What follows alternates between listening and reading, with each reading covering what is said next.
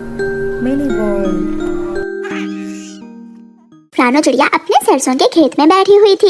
हवा से सरसों के फूल झूम रहे थे। गोरी कव्वी, जो रानो चिड़िया से बहुत जलती थी, वहाँ आ जाती है। गोरी बहन, देखो तो मेरा सरसों का खेत। मेरे खेत में सरसों के फूल कितने सुंदर दिख रहे हैं। चिड़िया, इतना खुश भी ना हो। आसमान पर बादल छा रहे हैं।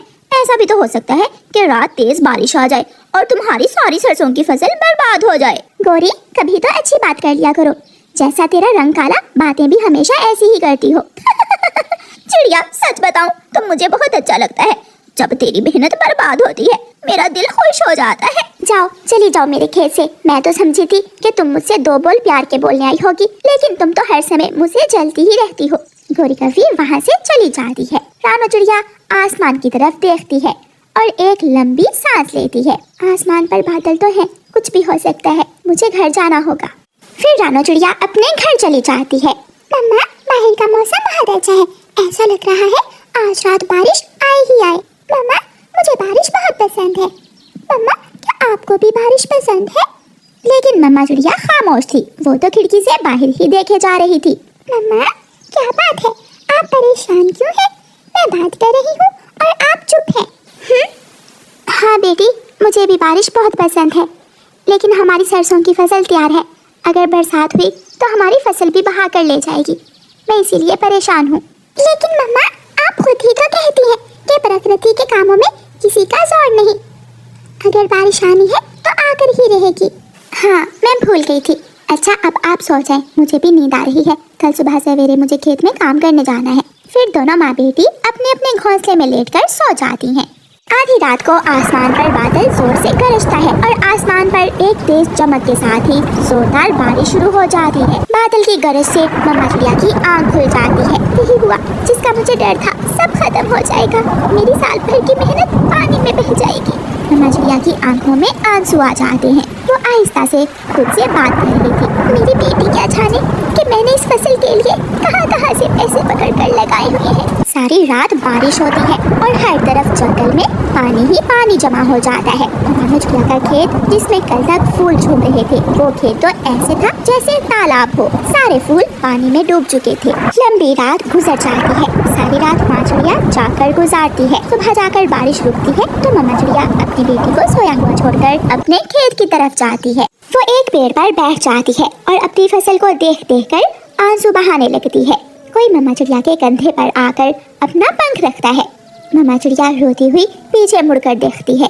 मम्मा, मैं इतनी भी छोटी नहीं हूँ कि समझ ना सकूं। मैं जानती हूँ हमारा बहुत नुकसान हो गया है। हाँ बेटी, सब खत्म हो गया। साहूकार के पैसे कैसे दूंगी मैं? मैंने तो इस महीने का वादा किया था साहूकार से। मम्मा, जो हुआ उसे भूलकर भविष्य की चिंता करें। आप ये सोचें कि हम कैसे इस मुसीबत से निकल सकते हैं। मुझे तो कुछ समझ नहीं आ रही। मेरा दिमाग काम नहीं कर रहा। मम्मा, आप चिंता ना करें, मेरा दिमाग काम कर रहा है। हमें कुछ तो करना ही होगा। गुड़िया उड़ती है और अपनी सहेली मीना के पास जाती है और मीना को जाकर सारी बात बताती है। मीना सहेली, सारी सरसों की फसल बर्बाद हो गई। मम्मा बहुत परेशान है। खेत में हर तरफ पानी ही पानी है। गुड़िया, चिंता ना करो, कोई ऐसी फसल भी तो होगी जो पानी में भी अच्छी तरह फल फूल सकती है। क्या ऐसी भी कोई फसल है? जरूर होगी, लेकिन उसके लिए हमें मेरी नानो के पास जाना होगा। मेरी नानो कई वर्षों से खेती बाड़ी करती आ रही है। उन्हें खेती बाड़ी की अच्छी तरह जानकारी है। तो फिर अभी चलें। हम अभी आपकी नानो के पास जाती हैं। शायद वो हमें कोई अच्छा उपाय बता सके। फिर गुड़िया और उसकी सहेली मीना उड़ती हैं और मीना की नानो के जंगल की तरफ जाती हैं। गोरी गोरी, मैं अभी अभी चिड़िया के सरसों के खेत से आया हूँ। सब लुट गया, सब बर्बाद हो गया। चिड़िया तो जीते जी मर गई। उसकी सारी फसल तालाब में बदल गई। मैं भी यही सोच रही थी। कालू, क्या वो चिड़िया खेत में है? हाँ, अपने खेत में नहीं, अपने तालाब में बैठी मछलियाँ पकड़ रही है। तो फिर मैं जाती हूँ और जाकर देखती हूँ कि वो चिड़िया कैसे रो रही है। गोरी कव्वी अपने घर से निकलती है और दुखी परेशान चिड़िया को और परेशान करने के लिए उसके पास जाती है। चिड़िया, शांत हो जाओ। मुझे तो पहले ही मालूम था इस बार तुम्हारी सरसों की फसल बर्बाद हो जाएगी। हाँ गोरी बहन, लेकिन इसमें किसी का क्या दोष है? ये तो प्रकृति के काम है। साहूकार के पैसे कैसे दोगी? अपने घर को कैसे चलाओगी? अभी तो तुमने मेरा 500 भी देना है, याद है ना? हाँ, याद है मुझे। तो फिर तुम ऐसा करो, कल से मेरे घर में सफाई सुथराई करने आ जाया करो। कुछ काम करोगी तो घर तो चलेगा। चिड़िया गौरी की बात सुनकर चुप हो जाती है। और वैसे भी मुझे एक नौकरानी की जरूरत है, समझ रही हो ना मेरी बात? कैसे मूर्ति बनी बैठी हो। हाँ, मैं सब समझ रही हूँ कि तुम्हारे दिल को कितनी खुशी हो रही है मेरी उजड़ी हुई फसल देखकर। जलीकट्टी सुनाकर गौरी कव्वी वहाँ से चली जाती है। मीना बेटी, पानी में धान की फसल बहुत अच्छे से बढ़ती है और धान की फसल को जितना पानी मिले उतना ही कम होता है। नाना, क्या हम हमारे खेत में धान की फसल उगा लें? हाँ बेटी, ये फसल बहुत जल्द पककर तैयार हो जाती है और बहुत अच्छा मुनाफा भी देती है। नानो, धान की फसल चावल की फसल को कहते हैं ना? हाँ बेटी, धान की फसल चावल की फसल को ही कहते हैं और मेरे पास धान के छोटे पौधे हैं जो खेत में लगाते हैं। नानो, क्या आप मेरी सहेली को धान की फसल उगाने के लिए छोटे पौधे दे देंगी? हाँ, मैंने इस बारिश की धान की फसल लगा ली है, काफी सारे पौधे अभी बाकी हैं, वो आप ले जा सकती हो। नानो, आपका बहुत बहुत शुक्रिया हमें नई उम्मीद देने के लिए। अगर फसल अच्छी बन गई तो आपकी मम्मा सरसों और बाजरे को भूल जाएगी। फिर गुड़िया और मीना नानो से धान के छोटे पौधे लेकर अपने जंगल वापस जाती हैं। बेटी गुड़िया, बात तो ठीक है, लेकिन क्या ये फसल तैयार हो जाएगी? मम्मा, जब सरसों की फसल लगाई थी वो भी तो एक उम्मीद पर ही उगाई थी और आप ही तो कहती हैं कि उम्मीद बनाए रखो। तो फिर मैं तैयार हूँ, चलो अभी काम शुरू करते हैं। मीना भी उनकी मदद करती है और वो सब शाम तक पूरे खेत में चावल के छोटे छोटे पौधे लगा देते हैं। मीना, आपका बहुत बहुत शुक्रिया मेरी मदद करने के लिए। गुड़िया और माँ जी चिंता न करें, सब अच्छा ही होगा।